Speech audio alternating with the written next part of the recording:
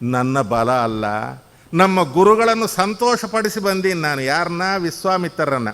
ಅವರ ಸಂತೋಷವೇ ಗುರುಪ್ರಸಾದೋ ಬಲವಾನ್ ನ ತಸ್ಮಾತ್ ಬಲವತ್ತರಂ ಗುರುಪ್ರೀತಿಂ ವಿನಾಲೋಕೆ ಸಾಧನಾನಿ ವೃತೋಯತ. ಬ್ರಹ್ಮಸೂತ್ರ ಭಾಷ್ಯ ಮಧ್ವಾಚಾರ್ಯ ಮಾತಿದು. ಗುರುಪ್ರಸಾದ ಅಂದರೆ ಏನು? ಕೊಬ್ಬರಿ ಸಕ್ಕರೆ ಅಲ್ಲ, ಅನುಗ್ರಹ, ಆಶೀರ್ವಾದ. ಅವರ ಆಶೀರ್ವಾದದಿಂದ ನಾನು ಈ ಬಿಲ್ಲನ್ನು ನಾನು ಮುರಿದಿದ್ದೇನೆ ಅಂತ. ಅಂಥ ವಿನಯಶೀಲಿ ನೋಡ್ರಿ. ಗುರುಗಳ ಸೇವೆ, ಗುರುಗಳ ಆಶೀರ್ವಾದ. ತಲೆ ಮೇಲೆ 10 ರೂಪಾಯಿ ಕೊಟ್ಟು ಆಶೀರ್ವಾದ ಮಾಡಿರಿ ಎಂಬುದು. ಧಾನ್ಯಂ ಧನಂ ಪಶುಂ ಬಹುಪುತ್ರಲ. 10 ರೂಪಾಯಿಗೆ ಬಿ ಕಾಂಪ್ಲೆಕ್ಸ್ ಟ್ಯಾಬ್ಲೆಟ್ ಬರಲ್ಲ. ಧಾನ್ಯಂ ಧನಂ ಪಶುಂ ಬಹುಪುತ್ರ ಲಾಭ ಹೇಳಬೇಕಾ? ಆಶೀರ್ವಾದ ಯಾಕೆ ಬೇಕ್ರಿ? ದೊಡ್ಡವರನ್ನು ಸಂತೋಷಪಡಿಸ್ರಿ ಸಾಕು. ಹಿರಿಯರನ್ನು ಸಂತೋಷಪಡಿಸಿದ್ರೆ ಮುಗಿದೋಯ್ತು, ಅದಕ್ಕಿಂತ ಬೇಕಾಗಿದ್ದಿಲ್ಲ. ಅದರೊಳಗೆ ತಾಯಿನ ತಂದಿನ ಗುರುಗಳನ್ನು. ಇಲ್ಲಿ ನೋಡ್ರಿ, ಪುರಂದರದಾಸರು ಏನು ಮಾಡಿದರು? ಆ ದೃಶ್ಯನ ನೋಡಿದರು. ನಾವು ಎಷ್ಟು ನೈವೇದ್ಯಗಳು ಮಾಡ್ತಿದ್ದೀವಿ, ಎಲ್ಲನ್ನ ಉಂಟಾ ಹೇಳ್ರಿ? ಅರೆ, ಪ್ರತ್ಯಕ್ಷವಾಗಿ ವಾಯುದೇವರಿಗೆ ತಿನ್ನಿಸೋದು ಏನು ಕಥೆ? ಇಂಥ ಮಗನನ್ನು ನಾನು ಪಡೆದಿದ್ದೇನಲ್ಲ. ಹಾಡು ರೂಪದೊಳಗಿದೆ. ಕಂದ ಕೇಳಿದರು ಪುರಂದರ ದಾಸರು ತಂದೆ ಹನುಮನ ಪೂಜೆ ಮಾಡಿ ಬಾರೆಂದು. ಅದರೊಳಗೆ ಬರುತ್ತಿದ್ದು. ಈ ರೀತಿಯ ಮಾಡೋಕ್ಕಲ್ಲ. ಸಂತೋಷವಾಗೋಯ್ತು ಮಗು. ವಾಯುದೇವರು ಸಂಪೂರ್ಣ ಅನುಗ್ರಹ ನಿನಗೆ ಆಗಲಿ ಅಂತ ಹೇಳಿ ತಲೆ ಮೇಲೆ ಕೈಯಿಟ್ಟು ಆಶೀರ್ವಾದ ಮಾಡಿದರು. ಯಾರು? ನಾರದರು. ಪುರಂದರದಾಸರು ಮಾಡಿದರು. ವಾಯುದೇವರ ಅನುಗ್ರಹ ಸಂಪೂರ್ಣ ಆಗಿದೆ. ಆಗಲಿ ಅಲ್ಲ, ಆಗಿದೆ. ಅದನ್ನೇ ಇಲ್ಲಿ ದಾಸರಾಯನ ದೈವ ಸೂಸಿ ಪಡೆದನ, ದೋಷರಹಿತನ, ಸಂತೋಷ ಭರಿತನ. ಇದು ಒಂದು. ಇನ್ನೊಂದು ಏನು? ದಾಸರಾಯರು ಅಂದರೆ ಪುರಂದರದಾಸರು. ಸಂಪೂರ್ಣ ಪುರಂದರದಾಸರ ಅನುಗ್ರಹಕ್ಕೆ ಪಾತ್ರರಾದವರು ಇವರು. ಯಾರು? ನಮ್ಮ ಮಧ್ವಪತಿ. ಒಂದು ಸಾರಿ ಏನಾಗಿದೆ, ದಾಸರ ಜೀವನ ವೃತ್ತಾಂತ ಯಾವ ರೀತಿಯಾಗಿದೆ ರೀ ಪುರಂದರದಾಸರದು ಅಂದರೆ, ಪ್ರತಿ ದಿವಸ ಗೋಪಾಳ ತರಬೇಕು. ಸಾಲ ಮಾಡಲಿ ಬೇಡ, ಸಾಲದೆಂದೆನ ಬೇಡ, ನಾಳಿಗೆ ಹೆಂಗೆಂಬ ಚಿಂತೆ ಬೇಡ. ದಿನಾಲು ಗೋಪಾಳಕ್ಕೆ ಹೋಗಬೇಕು 5 ಮನೆಗೆ. ಅವರು ಕೊಟ್ಟಿದ್ದು ತರಬೇಕು, ಅದರಿಂದ ಅಡಿಗೆ ಆಗಬೇಕು. ಮಧ್ಯಾಹ್ನ ಕಾಲ ಬಂದಂಥ ಅತಿಥಿ ಅಭ್ಯಾಗತರಿಗೆ ಊಟ ಮಾಡಿಸ್ಬೇಕು. ಮಿಕ್ಕಿದ್ದು ತಾವು ಊಟ ಮಾಡಬೇಕು. ಇನ್ನು ಮಿಕ್ಕ ಪದಾರ್ಥನ ರಾತ್ರಿಗೆ ತಿಮ್ಮಾಣಿಗಳು ಅಂತ ಇಟ್ಕೊಳ್ತಾ ಇದ್ದಿಲ್ಲ. ಅದನ್ನು ತೊಗೊಂಡೋಗಿ ಚಕ್ರತೀರ್ಥದೊಳಗೆ ಜಲಚರಗಳಿಗೆ ಕಲಿಸಿಬಿಡಬೇಕು. ಆ ಒಂದು ಮಂಟಪನ್ನೆಲ್ಲ ಕೂಡ ಗೋಮಯದಿಂದ ಸಾರಿಸಬೇಕು. ರಂಗೋಲಿ ಹಾಕಬೇಕು. ನಾಳೆವರೆಗೆ ಕೂಡ ಏನೂ ಇಲ್ಲ. ಆ ಪ್ರಕಾರವಾಗಿ ಅವರು ಇರತಕ್ಕಂಥವರಾಗಿದ್ದಾರೆ. ಇದು ಅವರ ನಿತ್ಯ ಜೀವನ. ಆದರೆ ಪುರಂದರದಾಸರು ದಿನಾಲು ಗೋಪಾಳಕ್ಕೆ ಹೋಗ್ತಿದ್ದರು. ಒಂದೊಂದು ಸಾರಿ ಅವರಿಗೆ ಹೋಗಲಿಕ್ಕೆ ಏನೋ ಮನಸ್ಸಾಗ್ತಾ ಇದ್ದಿಲ್ಲ. ಯಂತ್ರೋದ್ಧಾರಕನ ಹತ್ರ ಕೊಡಬೇಕು, ಭಜನೆ ಮಾಡ್ಕೊಂತ ಕೊಡಬೇಕು. ಮಧ್ಯಾಹ್ನ 12 ಗಂಟೆ ಆದರೆ ಮನೆಗೆ ಬರಬೇಕು. ಜೋಳಿಗೆ ಬೆರೆಯದು ಕೊಡಬೇಕು. ಆಕೆ ಆಗ ಜೋಳಿಗೆ ಒಳಗೆ ತಂದಿದ್ದೆಲ್ಲ ಆರಿಸಿ ಮಾಡಿ ಆಗ ಅಡಿಗೆ ಮಾಡಿದರೆ, ಇವರು ದೇವ್ರ ಪೂಜೆ ಮಾಡಿದರೆ, ನೈವೇದ್ಯ ಆದರೆ ಊಟ ಮಾಡಿ. ಇದು ಪ್ರತಿನಿತ್ಯ ಪುರಂದರದಾಸರ ಜೀವನ. ಒಂದೊಂದು ದಿವಸ ತರ್ತಿದ್ದಿಲ್ಲ. ಏನು ಮಾಡಬೇಕು? ಹೋಗಿಲ್ಲಲ್ಲ, ತಂದಿಲ್ಲಲ್ಲ, ಹಿಂಗೆ ಮಾಡಿದರೆ ಹೇಗೆ, ನಾವು ಹೇಗಿರಬೇಕು, ಏನು ಕತೆ, ಇಂಥ ಮಾತುಗಳು ಮಾತಾಡಿಲ್ಲ. ಹೋಗಿ ಅನಂತಪುರದಾಗ ಕೂತ್ಕೊಂಡ್ರೆ ಹೇಗೆ, ತೊಗರಿ ಬೇಳಿಲ್ದಾಗ ಮಾಡಿದರೆ ಹೇಗೆ. ಈಗಿನವ್ರ ಹಂಗಂತಾರೆ. ಆಗಿನ ಅಂದಾರ ಏನಕ್ಕಿ ಬಾ ಎಂಥಾಗಿ ಸರಸ್ವತಿ ಅಮ್ಮ ಏನು ಕತಿ. ಒಂದು ಮಾತಾಡ್ತೀವಿ. ಇವರು ಸ್ನಾನ ಮಾಡಬೇಕು, ದೇವ್ರ ಪೂಜೆ ಮಾಡ್ಲಿಕ್ಕೆ ಕೂಡಬೇಕು, ಆಕೆ ನೀರು ತಂದಿಡಬೇಕು, ಅದೇ ನೈವೇದ್ಯ ಮಾಡಬೇಕು. ಇದನ್ನ ಮಹಾನುಭಾವರು ಆ ಕಡೆ ದಿಕ್ಕಿಯಲ್ಲಿ ನವರಂದಾವನ ಅದೇ ಪ್ರಾಂತದೊಳಗೆ ಮಹಾನುಭಾವರು ವ್ಯಾಸರಾಯರು ಅಲ್ಲಿರೋರು, ಕೃಷ್ಣನ ಪೂಜಾ ಮಾಡ್ತಾ ಇರೋರು. ಅವ್ರು ನೋಡಬೇಕು, ಓಹೋ ಇವತ್ತು ಪುರಂದರದಾಸರು ಗೋಪಾಳಕ್ಕೆ ಹೋಗಿಲ್ಲ, ಗೋಪಾಳ ತಂದಿಲ್ಲ, ಉಪವಾಸ ಇದ್ದಾರೆ. ಆಗ ಒಬ್ಬ ಶಿಷ್ಯನ ಕರೆದು, ನೋಡು ಪುರಂದರದಾಸರ ಮನೆಗೆ ಹೋಗು, ಅವ್ರನ್ನ, ಅವರ ಕುಟುಂಬನ, ಅವ್ರನ್ನ ನೋಡಲಿಕ್ಕೆ ಬಂದವ್ರನ್ನ, ಅವ್ರನ್ನೆಲ್ಲ ತೀರ್ಥ ಪ್ರಸಾದಕ ಮಠಕ್ಕೆ ಕರ್ಕೊಂಡು ಬಾ ಅಂತೇಳಿ ಹೇಳಬೇಕು. ಅವತ್ತಿನ ದಿವಸ ಊಟ. ಈ ರೀತಿ ಪರಮಾತ್ಮ ಅವರ ಒಂದು ಜೀವನವನ್ನು ನಡೆಸ್ತಾ ಇರತಕ್ಕಂಥವನಾಗಿದ್ದಾನೆ. ಹೆಂಗದ ನೋಡ್ರಿ ಗುರು ಶಿಷ್ಯರ ಸಂಬಂಧ ಅನ್ನುವಂಥದ್ದು. ಜನ್ಮಾಂತರದಲ್ಲಿ ಪುರಂದರದಾಸರು ಗುರುಗಳು ನಾರದರು, ವ್ಯಾಸರಾಯರು ಪ್ರಹ್ಲಾದರಾಜರು. ಈ ಜನ್ಮದಲ್ಲಿ ಇವರು ಗುರುಗಳು, ಇವರು ಶಿಷ್ಯರು. ಆ ಅನುಬಂಧ ಯಾವ ರೀತಿಯಾಗಿದೆ, ಎಷ್ಟು ಸುಂದರವಾಗಿದೆ. ಇದೆಲ್ಲ ನಿಮಿಷಗಳೊಳಗೆ ಹೇಳೋದಲ್ಲ, ಪ್ರತ್ಯೇಕವಾಗಿ ಹೇಳಬೇಕಿನ್ನ ರಸವತ್ತರವಾಗಿ. ಹಾಗೆ ಇವತ್ತು ಕೂಡ ಒಂದು ಸಾರಿ ಪುರಂದರದಾಸರು ಗೋಪಾಳಕ್ಕೆ ಹೋಗಿಲ್ಲ. ಯಂತ್ರೋದ್ಧಾರಕನ ಹತ್ರ ಹೋಗ್ಯಾರ. ನೋಡ್ಕೊತ ಯಂತ್ರೋದ್ಧಾರಕ ಪ್ರಾಣದೇವ್ರನ್ನ ಸ್ತೋತ್ರ ಮಾಡ್ಕೊತ ಕೂತಾರೆ. ಮಧ್ವಪತಿ ಹೋಗಿದ್ದಾನೆ ಹಿಂದನೆ. ಇಲ್ಲಿ ಮನೆ ಹತ್ರ ಏನಾಗಿದೆ ಅಂತಂದ್ರೆ, ಈ ಪುರಂದರದಾಸರ ಹೆಂಡತಿ ಸರಸ್ವತಮ್ಮ ಏನಿದ್ದಾಳಲ್ಲ, ಆ ಸರಸ್ವತಮ್ಮನ ಬಳಗ ಎಲ್ಲ ಬಂದಿದೆ ಮನೆಗೆ. ತವ್ರ ಮನೆ ಕಡೆಯವರು ಬಂದರು ಅಂದ್ರೆ ಆನಂದನೇ ಬೇರೆ, ಅತ್ತಿ ಮನೆ ಕಡೆಯವರು ಬಂದರೆ ಅದೊಂದು ತರಹ ಅಷ್ಟೇ, ಇನ್ನೇನಿಲ್ಲ. ಯಾಕೆಂದರೆ ಇವರು ಒಳ್ಳೆ ಸ್ಥಿತಿ ಒಳಗಿದ್ದ ಕಾಲಕ್ಕೆ ಯಾರೂ ಬರ್ತಿದ್ದಿಲ್ಲ. ಯಾಕಂದ್ರೆ ಮಹಾ ಲುಬ್ಧರು, ಎಲ್ಲಿ ಮತ್ತೆ ಏನು ಖರ್ಚಾಗ್ತದೆ, ನೆಂಟರು ಬರಬೇಕು, ಅನ್ನ ಖರ್ಚಾಗಬಾರ್ದು, ಆ ಜಾತಿ. ಏನು ಮಾಡಬೇಕು? ಈಗ ಇವರು ಹರಿದಾಸರಾಗಿ ವಿಜಯನಗರದೊಳಗೆ ಇದ್ದಾರೆ ಅಂತ ಗೊತ್ತಾದ ಮೇಲೆ ಪಾಪ ಆ ಕಡೆ ಇವರ ಕಣ್ಣಿದ್ದರೆ ವಿಜಯನಗರ ನೋಡಬೇಕು. ನೋಡಿದಾಗೂ ಆಯಿತು, ಅಕ್ಕನ ನೋಡಿದಾಗ ಆಯಿತು, ಭಾವನ ನೋಡಿದಾಗ ಆಯಿತು, ಮಕ್ಕಳ ನೋಡಿದಾಗ ಆಯಿತು ಅಂತ ಹೇಳಿ ಏನೋ ಒಂದು ಗುಂಪು ಜನ ಬಂದುಬಿಟ್ರು.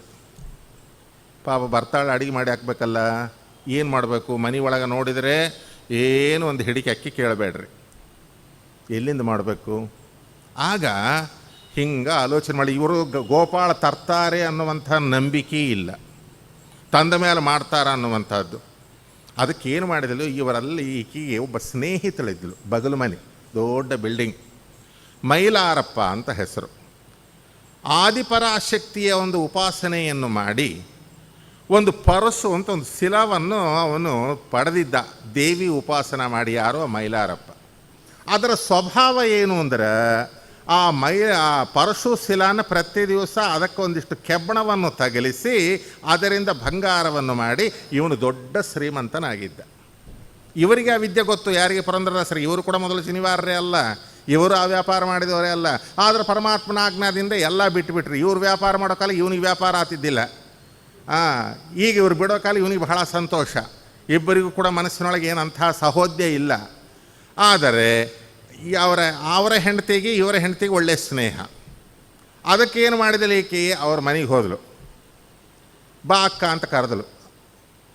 ಏನಿಲ್ಲ, ನಿಮ್ಮ ಭಾವನ ಕತೆ ಗೊತ್ತಲ್ಲ, ಗೋಪಾಳ ತರಬೇಕು, ಅಡಿಗೆ ಆಗಬೇಕು. ಆದರೆ ನಮ್ಮ ಮನೆಗೆ ಎಲ್ಲ ಕೂಡ ನಮ್ಮ ಕಡೆಗೆ ಬಳಗ ಬಂದಾರೆ. ಆದರೆ ನಮ್ಮ ಮನೆಯೊಳಗೆ ಏನೂ ಇಲ್ಲ. ಅವ್ರು ಗೋಪಾಳ ತರೋವರೆಗೂ ನಂಬಿಕೆ ಇಲ್ಲ. ಅದಕ್ಕೆ ಆ ಪರಶು ಶಿಲಾ ಅದಲ್ಲ, ಹೆಂಗೆ ನಮಗೆ ಗೊತ್ತದು, ಆ ಶಿಲಾ ಕೊಟ್ಟರೆ ಅದರಿಂದ ನಾನೊಂದಿಷ್ಟು ಬಂಗಾರ ಮಾಡಿ ಅದರಿಂದ ಎಲ್ಲ ಪದಾರ್ಥ ತರಿಸಿ ಅಡಿಗೆಯನ್ನು ಮಾಡಿ ಎಲ್ಲರಿಗೂ ಊಟ ಮಾಡಿಸ್ತೀನಿ ನಮ್ಮದೇ. ಅದಕ್ಕೇನಕ್ಕ ತೊಗೊಂಡೋಗು ಅಂತ ಕೊಟ್ಲು. ಯಾವುದು? ಆ ಕಲ್ಲು ಕೊಟ್ಲು. ಆ ಕಲ್ಲು ತಂದಲು. ಯಾಕಂದರೆ ಇವರು ಮೊದಲು ಬಂಗಾರ ಬೆಳ್ಳಿ ವ್ಯಾಪಾರ ಮಾಡೋರೇ ಅಲ್ಲ, ಇವರು ಕೂಡ ಚಿನಿವಾರರೇ ಅಲ್ಲ, ಇವರಿಗೆ ಆಗ ಆ ವಿದ್ಯೆ ಗೊತ್ತಿತ್ತು. ಅದಕ್ಕೆ ಏನು ಮಾಡಿಲ್ಲ, ಆಕಿ ಬಂಗಾರ ತಯಾರು ಮಾಡಿದಳು. ಮಾಡಿ ಆ ಕಲ್ಲು ತೊಗೊಂಡೋಗಿ ಮತ್ತೆ ಕೊಟ್ಟಿದ್ರೆ ಬೇಷಿರ್ತಿತ್ತು. ಬೇಡ, ಸಾಯಂಕಾಲ ಒಂದೆರಡು ಆಂಬೋಡಿ ಕಡುವು ಜೊತೆಗೆ ಕೊಟ್ಟರೆ ಬೇಷಿರ್ತದ ಅಂತ ಅಂದ್ಕೊಂಡು ಪಾಪ ತನ್ನ ಗೌರಿ ಪೆಟ್ಟಿ ಬಗಲಿಗೆ ಇಟ್ಕೊಂಡಿದ್ಲು. ಆ ಕಲ್ಲು ನೀವು ನೋಡಿದ್ರಿ ಅಂತ ಕೇಳಬಾರ್ದು. ಆಯಿತು, ಬಂಗಾರ ಆಯಿತು. ನಾ ಹೇಳಿದ್ನಲ್ಲಿ ಈಗ ಅಪ್ಪನ ಮಕ್ಕಳು ಅಮ್ಮನ ಮಕ್ಕಳು ಅಂತ ಹೇಳಿ, ಈ ಪುರಂದರದಾಸರಿಗೆ 4 ಜನ ಗಂಡಸು ಮಕ್ಕಳೊಳಗೆ ಮೇಲಿನ 3 ಜನರೊಳಗೆ ದೊಡ್ಡವನು ಬಂದು ವರದ ಅಂತ ಅವನ ಹೆಸರು. ವರದ, ಇಲ್ಲಿ ಬಾಪ, ನಿಮ್ಮ ಅಪ್ಪನ ಕತೆ ಗೊತ್ತಲ್ಲ, ತರ್ತಾರೋ ಬಿಡ್ತಾರೋ ಗೋಪಾಳ ಗೊತ್ತಿಲ್ಲ. ಇದನ್ನು ಈ ಬಂಗಾರನ ಪೇಟೆ ಒಳಗೆ ಮಾರಿ ಇದರಿಂದ ಉಪ್ಪಿಂದ ಮೊದಲು ಮಾಡಿಕೊಂಡು ತುಪ್ಪದವರೆಗೆ ಎಲ್ಲ ಪದಾರ್ಥ ತೊಗೊಂಡು ಬಾ, ಅಡುಗೆ ಮಾಡ್ತೀನಿ. ಆಯ್ತಮ್ಮ ಅಂದ. ಪಾಪ ಹುಡುಗ ಹೋದ, ಮಾರಿದ, ಎಲ್ಲ ತೊಗೊಂಡು ಬಂದ. ಏನು ಅಡುಗೆ ನಡೀತಾ ಇದೆ ಬ್ರಹ್ಮಾಂಡ. ಸೈಕಲಾಜಿಕಲ್ಲಾಗಿ ನೋಡ್ಕೊಳ್ರಿ. ಈಗ ಬೇಕಾದ್ರೆ ಇನ್ನು ಮೇಲೆ ನೀವು ಆಲೋಚನೆ ಮಾಡಿರಿ. ನಮ್ಮ ದೇಹ ಸಂಬಂಧಿಗಳು ಯಾವುದಾದರೂ ಈ ರೀತಿಯಾದಂಥ ಅಕ್ರಮವಾದಂಥ ಕರ್ಮದೊಳಗೆ ತೊಡಗಿದ ಕಾಲಕ್ಕೆ ಅಥವಾ ಏನಾದರೂ ಆಪತ್ತಿಗೆ ಒಳಗಾದ ಕಾಲಕ್ಕೆ ನಮಗೆ ಗೊತ್ತಿಲ್ಲದಂತೆಯೇ ಒಳಗೆ ವೈಬ್ರೇಷನಿಂದ ಅವತ್ತು ನಮ್ಮ ಮನಸ್ಸು ಕೆಟ್ಟು ಹೋಗುತ್ತೆ. ಕೂತ ಕಡೆ ಕೊಳ್ಳಾರು. ಎಷ್ಟು ಎ ಸಿ ಒಳಗೆ ಕೂತರು ಉರಿ ಒಳಗೆ ಕೂತಾಗಿರ್ತದೆ. ಎಷ್ಟು ಪಂಚಪಕ್ಷ ಪರಮಾನ್ನ ಇದ್ದರೂ ಹಸಿವೆ ಆಗೋದಿಲ್ಲ. ಮುಖ್ಯ ಹಸಿವೆ ಆಗದಾಗಿತ್ತು ಅಂದರೆ ಅರಿಷ್ಟ ಏನೋ ನಡೀತಾ ಇದೆ ಅಂತ ನಮಗೆ ಗೊತ್ತಾಗತ್ತೆ. ಇವೆಲ್ಲ ಸೈಕಲಾಜಿಕಲ್ಲಾಗಿ ಬರ್ತದೆ. ಸೈಕಾಲಜಿ ಓದೋರಿಗೆ ಗೊತ್ತಾಗತ್ತೆ ಇದು. ಹಂಗೆ ಯಾವಾಗ ತನ್ನ ದೇಹ ಸಂಬಂಧ ಮಾ ಆಗಾರ ದಾರ ಆತ್ಮಜ ದೇಹ ಬಂಧುಷು ಸಂಗೋ ಯದಿ ಸ್ಯಾದ್ ಭಗವತ್ ಪ್ರಿಯೇಶುನಃ, ಸಪ್ತಮಸ್ಕಂದ ಭಾಗವತ ಹೇಳುತ್ತೆ. ಅದರೊಳಗೆ ಹೆಂಡತಿ ಇಂಥ ವಾಮಾಚಾರದೊಳಗೆ ತಾನು ಅಕ್ರಮವಾದಂಥ ಸಂಪಾದನೆಯಿಂದ ಅಡಿಗೆಯನ್ನು ಮಾಡೋ ಕಾಲಕ್ಕೆ ಅಲ್ಲಿ ನಿಜವಾಗಿ ಪುರಂದರದಾಸರಿಗೆ ಹಾಡೋ ಬುದ್ಧಿ ಆಗ್ತಾ ಇಲ್ಲ, ದೇವರನ್ನ ನೋಡೋ ಬುದ್ಧಿ ಆಗ್ತಾ ಇಲ್ಲ, ಕೂತ ಕಡೆಗೆ ನೆಮ್ಮದಿ ಇಲ್ಲ, ಏನೋ ಕಳವಳ ಆಗ್ತಾ ಇದೆ ಮನಸ್ಸಿನೊಳಗೆ. ನೋಡ್ರಿ, ಹಿಂಗೆ ಇಂಥವು ಆಗ್ತಾವ. ಇದು ಸೈಕಾಲಜಿ. ಆಯಿತು, ಯಥಾ ಪ್ರಕಾರ 12 ಗಂಟೆ ಆಯಿತು. ತಮ್ಮ ಮಧ್ವಪತಿನ ಕರ್ಕೊಂಡು ಮನೆಗೆ ಬಂದರು. ಬರೋ ಕಾಲಕ್ಕೆ ಏನು ಅಡಿಗಿರಿ, ಬಿಸಿಬೇಳೆ ಹುಳಿಯನ್ನ, ಎಲ್ಜಿ ಹಿಂಗು, ಒಗ್ಗರಣಿ. ಹಬ್ಬ, ಏನು ಅಪ್ಪಿ ಕರೆದ ಪರಮಾನ್ನ, ಯಾಲಕ್ಕಿ ಪುಡಿ, ಅದರ ವಾಸನೆ ಇದರ ವಾಸನೆ, ಬ್ರಹ್ಮಾಂಡ ವಾಸನೆ. ಅದರೊಳಗೆ ಸರಸ್ವತಮ್ಮ ಹೆಚ್ಚು ಮಾತಾಡೋದಲ್ಲ. ತಮ್ಮ ಬಳಗ ಬಂದಾರಲ್ಲ ನೋಡೋ ಕಾಲಕ್ಕೆ, ಬರ್ರಿ ಎಷ್ಟೊತ್ತರಿ ನೀವು ಬರೋದು, ನೋಡ್ರಿ ನಮ್ಮ ತಂಗಿ ಬಂದಾಳ, ನಮ್ಮ ಅಕ್ಕ ಬಂದಾಳ, ಆಹಾ ಅಂತ ಗದ್ದಲ ಮಾಡಿದ್ಲು. ಸರಿ, ಒಳ್ಳೆಯದು, ಬರ್ರಿ ಬರ್ರಿ ಬರ್ರಿ, ನೀವೇನು ತಂದಿರೋ ಬಿಟ್ಟರೆ ಗೊತ್ತಿಲ್ಲ, ಅಡಿಗೆಲ್ಲ ಆಗಿದೆ, ಬ್ಯಾಣ ಸ್ನಾನ ಮಾಡಿರಿ, ದೇವ್ರ ಪೂಜೆ ಮಾಡಿರಿ, ದೇವ್ರ ನೈವೇದ್ಯ ಮಾಡಿರಿ, ಬ್ಯಾಣ ಎಲ್ಲರೂ ಊಟ ಮಾಡೋಣ. ಏನು ಎದುರುತ್ಸಾಲಾಭ ಸಂತುಷ್ಟೋ ದ್ವಂದ್ವಾತೀತೋ ವಿಮತ್ಸರಃ. ಪರಮಾತ್ಮ ಕೊಟ್ಟಿದ್ರೊಳಗೆ ನಮ್ಮ ಜೀವನ ನಡೀತಾ ಇದೆ. ಗೋಪಾಳ ತಂದ ಮೇಲಕ್ಕೆ ಅಡಿಗೆ ಮಾಡ್ತಾ ಇದ್ದೀಗಿ. ಇವತ್ತು ಇಲ್ಲ ಅಂತಂದರೆ ಗುರುಗಳು ವ್ಯಾಸರಾಯರು ನಮಗೆ ತೀರ್ಥ ಪ್ರಸಾದ ಕರೀತಾರೆ. ಇಷ್ಟು ಅಡಿಗೆ ನೀನು ಎಲ್ಲಿಂದ ಮಾಡಿದೆ? ಎಂದೂ ನಮ್ಮನೆಯೊಳಗೆ ಇದು ಇಲ್ಲವೇ? ಈ ಅಡಿಗೆ ಎಲ್ಲಿಂದ ಬಂತು? ಏನಕ್ಕೆ ಗರ್ಜಿಸಿದ್ರು ಪುರಂದರದಾಸರು ಹೇಳಬೇಕಾ? ಸಿಂಹ ಗರ್ಜನೆ ಮಾಡಿದ್ರು. ಎಲ್ಲಿಂದ ಬಂತು ಇದು? ಹೆದರಿಬಿಟ್ಲು. ಆ ಹುಡುಗ ಏನು ಮಾಡಿದ? ಮಧ್ವಪತಿ ಬಗಲಿಗಿದ್ದಾನಲ್ಲ, ಅಪ್ಪ ಇದು ಎಲ್ಲಿಂದ ಬಂತು ನಾನು ಹೇಳಲ ಅಂದ. ಅವನಿಗೆ ಸ್ವಲ್ಪ ಧೈರ್ಯ ಜಾಸ್ತಿ. ಪ್ರಹ್ಲಾದರಾಜರು ನರಸಿಂಹದೇವ್ರ ಹತ್ರ ಇದ್ದಾಗ ಅಪ್ಪ ಬಗಲಿಗೆ ಮೈಲಾರಪ್ಪನ ಪರಸು ಸಿಲನ್. ಮೊದಲೇ ಅವರಿಬ್ಬರಿಗೆ ಕೂಡ ಹಿಂದೆ ಸರಿ ಇಲ್ಲ, ಮನಸ್ಪರ್ಧ, ಅಂಡರ್ಸ್ಟ್ಯಾಂಡಿಂಗ್ ಸರಿಯಾಗಿಲ್ಲ. ಆ ಕಲ್ಲು ತಂದಾಳ. ಎಲ್ಲಿ ಕಲ್ಲು?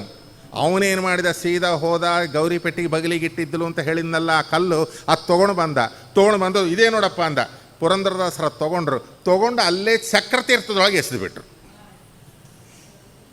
ಭಯಂಕರ ಏನು ಚಕ್ರತೀರ್ಥದೊಳಗೆ ಮೊಸಳೆಗಳಿದೆ, ತಿಮಿಂಗಲಗಳಿದೆ ಆಗಿನ ಕಾಲದೊಳಗೆ, ಅಂಥದ್ರೊಳಗೆ ಎಸೆದು ಬಿಟ್ರು. ಈಗ ನಾನು ಆಜ್ಞಾ ಮಾಡ್ತಾಯಿದ್ದೀನಿ, ನೀವು ಮಾಡಿದ ತಪ್ಪಿಗೆ ಈ ಮಾಡಿದ ಪದಾರ್ಥ ಏನಿದೆ ಅಲ್ಲ, ಬಿಸಿಬೇಳೆ ಬಾತು, ಅವೆಲ್ಲವೂ ಕೂಡ ನೀರು ಪಾಲು ಮಾಡಿರಿ. ಶಾವಿಗೆ ಪರಮಾನ್ನ ನೀರು ಪಾಲು ಮಾಡಿರಿ. ಎಲ್ಲ ಪದಾರ್ಥಗಳು ನೀರು ಪಾಲು ಮಾಡಿಬಿಟ್ಟು ಮನೆಯೆಲ್ಲ ಗೋಮಯದಿಂದ ಸಾರಿಸಿಬಿಟ್ಟು ರಂಗೋಲಿ ಹಾಕಿ ಇವತ್ತು ನೀವು ಮಾಡಿದ ತಪ್ಪಿಗೆ ಉಪವಾಸ ಮಾಡಿರಿ ಅಂದರು. ಏನು ದೀಕ್ಷಾ ರೀ! ವರಾಹ ಪುರಾಣದಲ್ಲಿ ಬರುತ್ತೆ, ನೈವೇದ್ಯವನ್ನು ಅನ್ಯ ಪ್ರಸಾದವನ್ನು ಸ್ವೀಕಾರ ಮಾಡಿದರೆ ಕೃತ್ವಾ ಚಾಂದ್ರಾಯಣ ವ್ರತಂ ಅಂತ ವರಾಹದೇವರು ಧರಣೀದೇವಿಗೆ ಹೇಳ್ತಕ್ಕಂಥವ್ರು ಆಗ್ತಾರೆ. ಚಾತುರ್ಮಾಸ್ಯ ಮಹಾತ್ಮೆಯಲ್ಲಿ ಬರತಕ್ಕಂಥದ್ದಾಗತ್ತೆ. ತಿನ್ನಬಾರ್ದ್ರಿ. ನರಸಿಂಹ ಪ್ರಸಾದೋ ಅಸ್ತು ಅಂತ ಶ್ರೀನಿವಾಸ ಕಲ್ಯಾಣದಲ್ಲಿ ಕೂಡ ಯಾರಿಗೆ ನೈವೇದ್ಯ ಮಾಡಬೇಕು? ಹರಿಗೆ ಅರ್ಪಿತವಲ್ಲದ ಊಟ ವ್ಯಾಸರಾಯರು ಹೇಳ್ತಾರೆ. ಅಂತಹ ಊಟವನ್ನು ಮಾಡಬಾರ್ದು. ಯಾವ ಹರಿಗೆ ಅರ್ಪಿತ ಮಾಡಬೇಕು? ನರಸಿಂಹದೇವರಿಗೆ, ಅಹೋಬಲ ನರಸಿಂಹದೇವರಿಗೆ ನೈವೇದ್ಯ ಮಾಡು ಅಂತೆಲ್ಲ ಹೇಳ್ತಾನೆ ಶ್ರೀನಿವಾಸ. ಅದನ್ನೇ ಉಣಬೇಕು ವಿನ ಅದನ್ನು ಬಿಟ್ಟು ಮಿಗತಾ ಯಾವುದು ತಿನ್ನಬಾರ್ದು. ವೈಷ್ಣವರಾಗಿರ್ತಕ್ಕಂಥವರು ನೀವು ಮಾಡಿದ ತಪ್ಪಿಗೆ ಇವತ್ತು ಉಪವಾಸ ಅಂತಂದರು. ಏನು ಗರ್ಜನಿ, ಏನು ಕತೆ! ಪುರಂದರದಾಸರ ಸಿಟ್ಟು ಕಿಡಿ ಎಂದೂ ಆ ಕಣ್ಣೊಳಗೆ ಅಂಥ ಭಯಂಕರವಾದ ಸಿಟ್ಟು ನೋಡಿಲ್ಲ. ಆಯಿತು, ಹುಡುಗರು ಹೋದರು, ಅದನ್ನೆಲ್ಲ ಕಲಿಸಿಬಿಟ್ರು, ಶಿಷ್ಯರೆಲ್ಲ ಕಲಿಸಿಬಿಟ್ರು, ಮನೆಯೆಲ್ಲ ಸುದ್ದಿ ಮಾಡಿದರು, ಉಪವಾಸ ಅಂತಂದರು. ಇದು ಹಂತವಾಗಿ ಹೋಯಿತು. ಆ ಮೈಲಾರಪ್ಪಗೆ ಗೊತ್ತಾಯಿತು. ಮೊದಲೇ ಸಿಟ್ಟಿತ್ತು, ಇವ್ರು ಸರಿ ಜಗಳ ಆಡಬೇಕು ಅಂತ ಭಾಳ ದಿವಸದಿಂದ ಇತ್ತು. ಇದೊಂದು ನೆಪ ದೊರಕಿತು. ಏನ್ರಿ, ನಾನು ಕಷ್ಟಪಟ್ಟು ಈ ಕಲ್ಲನ್ನು ನಾನು ಗಳಿಸಿದರೆ ಆ ಹೋಮ ಈ ಹೋಮ ಮಾಡಿ ಇದನ್ನು ತೊಗೊಂಡು ನೀರು ಪಾಲು ಮಾಡ್ತೀರಿ ಅಂದರೆ, ನಿಮಗೆ ಬೇಡದ್ರೆ ನಿಮ್ಮ ಪದಾರ್ಥ ಕಲಿಸ್ಕೊಳ್ರಿ. ಆಗಲಿ ಈ ಕಲ್ಲಿನ ನೀರನ್ನ ಹಾಕೋದೇನದ? ಹಾಕ್ಬೋದಾ? ಏನು ಅದು ಲವ್ಸ್ ಈಸ್ ನೋ ಫಾಲ್ಟ್ ಅಂತ ಹೇಳಿ. ಒಂದೊಂದು ಸಾರಿ ಪ್ರೀತಿ ಜಾಸ್ತಿ ಆದ ಕಾಲಕ್ಕೆ ತಪ್ಪುಗಳು ಗೊತ್ತಾಗೋದಿಲ್ಲ, ಸೋತ್ತಮರು ಅಂತ ಗೊತ್ತಾಗೋದಿಲ್ಲ. ಏನು ಮಾತಾಡ್ತಾನೆ ಅವನು. ಆಗ ಪುರಂದರದಾಸರನ್ನು ಏನು ಕತೆ ಬಂದವರು ಕೂಡ ಹಾಗೆ ಆದ್ರೆ, ಹೌದ್ರಿ ಅವ್ರ ಮನೆಯಿಂದ ಕಲ್ಲು ತಂದು ನೀರನ್ನ ಹಾಕ್ಬೋದೇನ್ರಿ? ಎಷ್ಟು ದೊಡ್ಡ ಇಂಥ ಮೂರ್ಖರನ್ನ ಎಲ್ಲಿ ನೋಡಿಲ್ಲ ಅಂದ್ರೆ ಪುರಂದರದಾಸರನ್ನ ನೋಡ್ರಿ. ಅವಸರ ಬಿದ್ದರೆ ನಮ್ಮನ್ನು ಮೇಲಕ್ಕೂ ಎತ್ತಿಡ್ತಾರೆ, ಅವಸರ ಬಿದ್ದರೆ ಕಸದಕ್ಕಿಂತ ಅಧ್ವಾನವೂ ಮಾಡ್ತಾರೆ. ಹೌದ್ರಿ, ಅವ್ರ ಮನೆಯಿಂದ ಕಲ್ಲು ತಂದು ನೀರನ್ನ ಹಾಕೋದೇನ್ರಿ? ಇದೇನನ್ನು ಬೇಯಿಸಿದ್ದದ ಅಂತ ಆಡೋರು ಆಡಿದರು. ಅಯ್ಯೋ, ಪುರಂದರದಾಸರ ದೀಕ್ಷಾ ಯಾವ ರೀತಿಯಾಗಿದೆ ನೋಡುವಂಥ ಅಂದೋರೂ ಇದ್ದರು. ಈ ರೀತಿಯಾಗಿ ಅವನು ನಿಂತುಕೊಂಡು ಆ ಪುರಂದರದಾಸರನ್ನ ಕುರಿತು ನಾನಾ ವಿಧವಾಗಿ ಮಾತಾಡ್ತಾ ಇರತಕ್ಕಂತಹ ಕಾಲದೊಳಗೆ ಆ ಮಧ್ವಪತಿ ಏನು ಮಾಡಿದೆ ಗೊತ್ತಾ? ಮೈಲಾರಪ್ಪ, ನಿನಗೆ ಬೇಕಾಗಿದ್ದೇನು ಕಲ್ಲು ಇಷ್ಟೇ ಅಲ್ಲ, ನಮ್ಮಪ್ಪನ ಈ ರೀತಿಯಾಗಿ ಮಾತಾಡಿ ಇಷ್ಟು ಜನರೊಳಗೆ ನೀನು ಮರ್ಯಾದೆ ತೆಗಿತೀಯಾ? ನೋಡು, ನಿನಗೆ ತಂದು ಕೊಡ್ತೀನಿ ಅಂದ. ಒಂದು ಸಾರಿ ಹೋದ ಆ ಚಕ್ರತೀರ್ಥದೊಳಗೆ ಹೆಂಗೆ ಅವತ್ತಿನ ದಿವಸ ಆ ಯಮುನಾ ನದಿ ಕಾಳಿಯ ಮಡುವಿನೊಳಗೆ ಹೆಂಗೆ ಕೃಷ್ಣ ಹಾರಿದನೋ ಆ ಪ್ರಕಾರವಾಗಿ ಹಾರಿಬಿಟ್ಟರಿ. ಎಲ್ಲರೂ ಹಾಹಾಕಾರ. ಅಯ್ಯೋ, ಆ ಮೊಸಳೆಗಳು ತಿಮಿಂಗಲಗಳು ಎಲ್ಲಿಯ ಕೂಸಿನ ನುಂಗಿ ಬಿಡ್ತದೋ ಏನು ಅಂತ ಭಯಪಟ್ಟರು ಎಲ್ಲರೂ ಕೂಡ. ಆದರೆ ಆ ಹುಡುಗ ಹೋದ. ನೋಡ್ರಿ, ತಂದಿ ಬಲ ಅನ್ನುವಂಥದ್ದು, ತಂದಿ ಆಶೀರ್ವಾದ ಅನ್ನುವಂಥದ್ದು ಇದ್ದರೆ ಧರ್ಮ ದೀಕ್ಷಾ ಇರಬೇಕು. ಅದಕ್ಕೆ ಒಂದು ಸುಭಾಷಿತ ಹೇಳ್ತದೆ, ವನೆ ರಣೆ ಶತ್ರು ಜಲ ಅಗ್ನಿ ಮಧ್ಯೆ ಮಹಾರ್ಣವೇ ಪರ್ವತ ಮಸ್ತಕೇವ ಸುಪ್ತಂ ಪ್ರಬುದ್ಧಂ ವಿಷಮಸ್ಥಿತಂ ವಾ ರಕ್ಷಂತಿ ಪುಣ್ಯಾನಿ ಪುರಾಕೃತಾನಿ. ವನದಲ್ಲಿ, ರಣದಲ್ಲಿ, ಶತ್ರುಗಳಲ್ಲಿ, ಜಲದಲ್ಲಿ, ಅಗ್ನಿಯಲ್ಲಿ, ಪರ್ವತದಲ್ಲಿ, ಮಹಾರ್ಣವ ಯಾವುದು ಸಮುದ್ರ ಮಧ್ಯದೊಳಗಾಗಲಿ ಅಥವಾ ಅರಣ್ಯದೊಳಗಾಗಲಿ ನಮಗೆ ಆಪತ್ತು ಬಂದ ಕಾಲಕ್ಕೆ ರಕ್ಷಣೆ ಯಾವುದು ಮಾಡ್ತಿದ್ರಿ ಅಂದರೆ ನಾವು ಧರ್ಮನೇ ನಮ್ಮನ್ನು ರಕ್ಷಣೆ ಮಾಡ್ತದ ಅಂತಿರೋದು. ನೋಡ್ರಿ, ಅವನು ಧರ್ಮ ಬುದ್ಧಿಯಿಂದ ತಂದಿಗೆ ಉಪಕಾರ ಮಾಡಬೇಕು ಅಂತ ಹೇಳಿ ಅಂಥ ಭಯಂಕರವಾದ ಮಡುವಿನೊಳಗೆ ಬಿದ್ದ. ಬಿದ್ದು ಏನು ಮಾಡಿದೆ, ಏನು ಹುಡುಕಲಿಲ್ಲ, ಮಾಡಲಿಲ್ಲ, ಏನೂ ಇಲ್ಲ. ಸಣ್ಣ ಸಣ್ಣ ಕಲ್ಲುಗಳು ಒಂದಿಷ್ಟು ಕೈ ತುಂಬ ಬೊಗಸಿ ತೊಗೊಂಡ, ಮೇಲಕ್ಕೆ ಬಂದ. ಮೈಲಾರಪ್ಪ ಇದರೊಳಗೆ ನಿನ್ನ ಕಲ್ಲು ಆರಿಸ್ಕೊಂಡ. ಅಂದರೆ ಎಲ್ಲ ಕಲ್ಲುಗಳು ಪರಶು ಆಗಿತ್ತು. ದೇವರು ಮುಟ್ಟಿದರೆ, ದೇವರು ಒಲದರೆ ಕಿಮಲಭ್ಯಂ ಭಗವತಿ ಪ್ರಸನ್ನ ಶ್ರೇಣಿಕೇತನೆ. ಕಿಮಲಭ್ಯಂ ಹರವು ತುಷ್ಟೇ ಜ್ಞಾನ. ಇವನು ಕಷ್ಟಪಟ್ಟು ಒಂದು ಕಲ್ಲನ್ನು ಇವನು ಗಳಿಸಿದರೆ ಎಲ್ಲ ಕಲ್ಲುಗಳು ಏನಾಗಿತ್ತು, ಅವು ಪರಸುಗಳಾಗಿತ್ತು. ಆ ಹುಡುಗ ತೊಗೊಂಡು ಬಂದ, ನಿನ್ನ ಕಲ್ಲು ಆರಿಸ್ಕೊ ಅಂದ. ಅಯ್ಯಯ್ಯೋ ಇದೇನಿದು, 8 ವರ್ಷದ ಹುಡುಗ, ಏನು ಹುಡುಕಿಲ್ಲ ಮಾಡಿಲ್ಲ. ಅಂದರೆ ಕಲ್ಲುಗಳು ಮುಟ್ಟಿದ್ದೆಲ್ಲ ಪರಸುಗಳೇ, ಏನಂದರೂ ಕೂಡ. ಅದಕ್ಕೆ ಅವ್ರು ಹೇಳ್ತಾರೆ, ಆನಂದ ಆನಂದ ಆನಂದ ಆನಂದ. ಆನಂದನ ಕಂದನೊಲಿಯೇ ಏನಂದದ್ದೇ ವೇದ ವೃಂದ. ಏನು ಮುಟ್ಟಿದರೂ ಅದೇ ಬಂಗಾರ. ನೋಡ್ರಿ, ದೇವರ ಅನುಗ್ರಹ ಆಗಬೇಕಷ್ಟೇ, ಇನ್ನೇನೂ ಇಲ್ಲ. ತೊಗೊಂಡು ಬಂದು ಮುಂದೆ ಇಟ್ಟ. ಆಶ್ಚರ್ಯ ಹೋದರೆ, ಒಂದು 8 ವರ್ಷದ ಹುಡುಗ ಬೇರೆ ಕಲ್ಲು ಮುಟ್ಟಿದ್ರೆ ಪರಸ ಆದರೆ, ಇಷ್ಟು ಕಲ್ಲುಗಳಾದರೆ, ಇನ್ನು ಈ ಪುರಂದರದಾಸರ ಒಂದು ಶಕ್ತಿ ಎಷ್ಟು ದೊಡ್ಡದಿರಬೇಕು, ಏನು ಕತಿ. ಎಂಥ ಅಪಚಾರ ನಾನು ಮಾಡಿಬಿಟ್ಟೆ. ಚೇಚಿ, ಈ ಐಶ್ವರ್ಯ ಶಾಶ್ವತ ಅಲ್ಲ, ಈ ಕಲ್ಲು ಶಾಶ್ವತ ಅಲ್ಲ. ಇಂಥ ಮಹಾನುಭಾವರಿಗೆ ನಾನು ಶಿಷ್ಯನಾಗಬೇಕು, ಇವರ ಉಪದೇಶವನ್ನು ಹೊಂದಬೇಕು, ಇವರಿಂದ ನಾನು ಅನುಗ್ರಹೀತನಾಗಬೇಕು ಅಂತ ವಿವೇಕವಂತನಾದ ಯಾರು ಆ ಮೈಲಾರಪ್ಪ ಆಗಿ ಅವರ ಪಾದದ ಮೇಲೆ ಬಿದ್ದು ಶರಣಾಗತನಾಗ್ತಾನೆ. ಆಗ ಹೇಳ್ತಾರ್ರಿ ಉಪಕಾರ ಹೆಂಗೆ ಅವರು ಉಪದೇಶವನ್ನು ಮಾಡ್ತಾರೆ ಪುರಂದರದಾಸರು. ಅಬ್ಬಾ, ಅದ್ಭುತವಾದದ್ದು. ಮೈಲಾರಪ್ಪನಿಗೆ ಹೇಳಿದ್ರ ನಮಗಲ್ಲ ಅಂತ ಅಂದ್ಕೊಂಡ್ರೆ ನಾವಲ್ಲಿ ಪೊಪ್ಪುಲೋ ಕಾಲೇಜಿನಟ್ಟೆ. ಅವನ್ನು ನಿಮಿತ್ತ ಮಾಡಿಕೊಂಡು ನಮಗೆ ಹೇಳ್ತಾರೆ.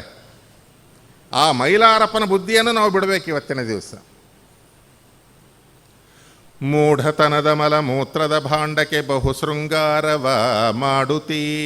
18 ಹೇಳ್ತಾರವೆಲ್ಲ ಹೇಳ್ದಲ್ಲ, ಟೈಮ್ ಆಗಿದೆ. ಒಂದು ಹಾಡು ಹೇಳಿ ತೋರಿಸ್ತೀನಿ ನೋಡ್ರಿ. ವೈರಾಗ್ಯ ಅಂದರೆ ಪುರಂದರದಾಸರಿಂದ ಹೆಂಗೆ ಬರಬೇಕು ವೈರಾಗ್ಯ. ಮೂಢತನದ ಮಲ ಮೂತ್ರದ ಭಾಂಡಕ್ಕೆ ಬಹು ಶೃಂಗಾರವ ಮಾಡುತ್ತೀ. ಗಾಢಾಂಧಕಾರದ ಮದ ಉನ್ಮತ್ತದಿ ಕವಿದು ಮುಗ್ಗುಂಡಿಗೆ ಬೀಳುತ್ತೀ. ಪಾಡಿ ಪೊಗಳಿ ನಿನ್ನ ಬದಿಯಲ್ಲಿರುವರ ಕಾದುಕೊಂಡಿಹರೆಂದು ನೋಡುತ್ತೀ. ಪೀಡಿಸಿ ಕಾಲನ ದೂತರು ಎಳೆವಾಗ ಬೇಡಿ ನೀ ಭಯದಲ್ಲಿ ಕೂಗುತ್ತೀ. ಯಾತಕ್ಕೆ ನೋಡುತ್ತೀ, ಯಮನ ಪಾಶಕ್ಕೆ ಬೀಳುತ್ತೀ.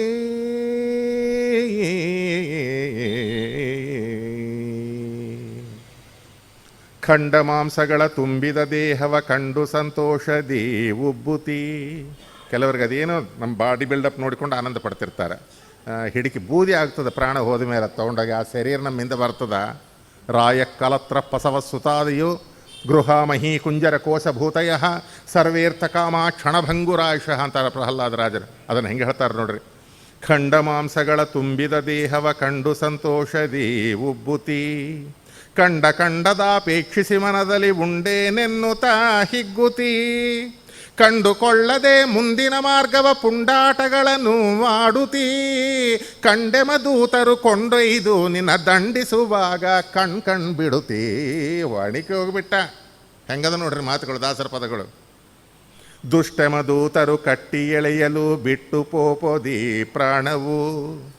ಕಟ್ಟಿದ ಮನೆಯನ್ನು ಬಿಟ್ಟು ಹೋಗುವಂತೆ ಬಿಟ್ಟು ಪೋಪೋದಿ ಜೀವನವು. ಒಟ್ಟಿದ ಕಸವು ಸುಟ್ಟು ಹೋಗುವ ಹಾಗೆ ಸುಟ್ಟು ಪೋಪೋದಿ ದೇಹವು. ಹುಟ್ಟಿದ ಮಕ್ಕಳು ಕೊಟ್ಟಿಗೆ ಪಶುಗಳು ಪೆಟ್ಟಿಗೆ ಧನ ಬೆನ್ನಟ್ಟಿ ಬಾರದು. ಯಾತಕ್ಕೆ ನೋಡುತ್ತೀ. ಸಿಟ್ಟಿಲಿ ನೀ ಹರಿದಾಸರ ಮುಖವನ್ನು ದಿಟ್ಟಿಸಿ ನೋಡನೆ ಹೋಗುತ್ತೀ. ಮುಷ್ಟಿ ಒಳಗೆ ಒಂದಿಷ್ಟು ಕೊಡದೆ ನಿನ್ನ ಹೊಟ್ಟಿ ತುಂಬುವುದೇ ನೋಡುತ್ತೀ. ಬಟ್ಟ ಬಯಲ ಸಂಸಾರಲದನು ದಿನ ದಿಟ್ಟತನದಿ ಲೋಲ್ಯಾಡುತ್ತೀ. ನೆಟ್ಟನೆ ಪುರಂದರ ವಿಠಲ ನೆನೆಯದೆ ಮುಕ್ತಿ ಬಟ್ಟಿಯ ಕಾಣದೆ ಹೋಗ್ತೀ. ಯಾತಕ್ಕೆ ನೋಡುತ್ತೀ, ಯಮನ ಪಾಶಕ್ಕೆ ಬೀಳುತ್ತೀ.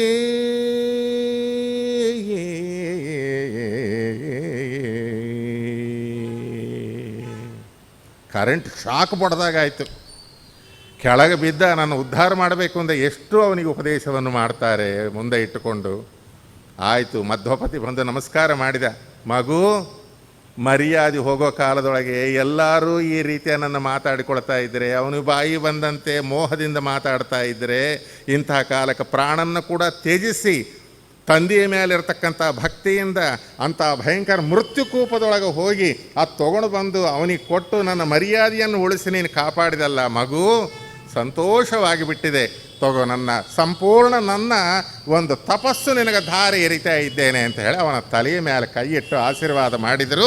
ದಾಸರಾಯನ ಹೇಳ್ರಿ, ನಾನೇ ಹೇಳ್ಬೇಕಾ?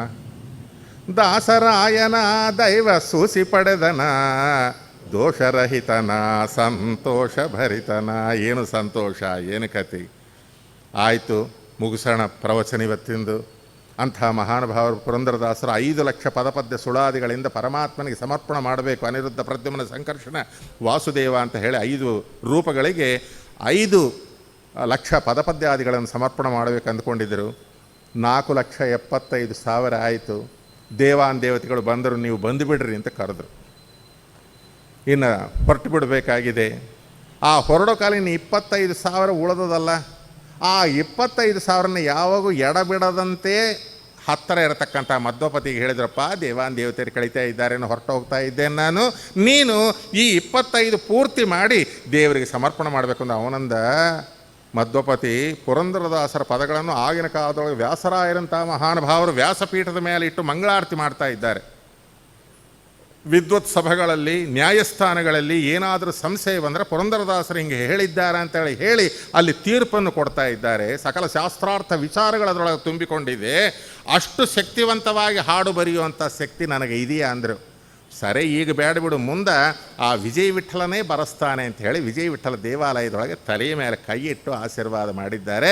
ಅಂಥ ಪುರಂದರದಾಸರ ಒಂದು ಆಶೀರ್ವಾದ ಬಲದಿಂದ ಈ ಕಲಿಯುಗದೊಳಗೆ ವಿಜಯಪ್ರಭುಗಳಾಗಿ ಬಂದಿದ್ದಾರೆ ಅಂತನ್ನುವಂಥ ವಿಚಾರವನ್ನು ಕಲ್ಲೂರು ಸುಬ್ಬಣಾಚಾರ್ಯರು ಮತ್ತು ಇಲ್ಲಿ ಮೋಹನದಾಸರು ಆ ದೇವ ಮುನಿ ಪುರಂದರದಾಸರಾಗಿ ಮೇದಿನಿ ತಳಕೆ ಬರಲು ಸಾಧು ಸಮ್ಮತವಾದ ಪದ ಪಂಚಲಕ್ಷಕ್ಕೆ ಪಾದವೇ ನ್ಯೂನವಿರಲು ಪಾದವನೆ ಪೂರ್ತಿ ಪರು ಮತ್ಪುತ್ರರಿವರೆಂದು ಆದಿಯಲಿ ಸೂಚಿಸಿರಲು ಭೂದೇವ ಜನುಮದಿಂದ ದಾಸರಭಿಲಾಷೆ ಸಾಧಿಸಿದ ಸದಯರಿವರೋ ಇವರು ವಿಜಯರಾಯರ ಪಾದ ಭಜಿಸಿದವಗನ ಭರತ ವಿಜಯವಾಗುವುದಕ್ಕೆ ಸಂದೇಹವೇ.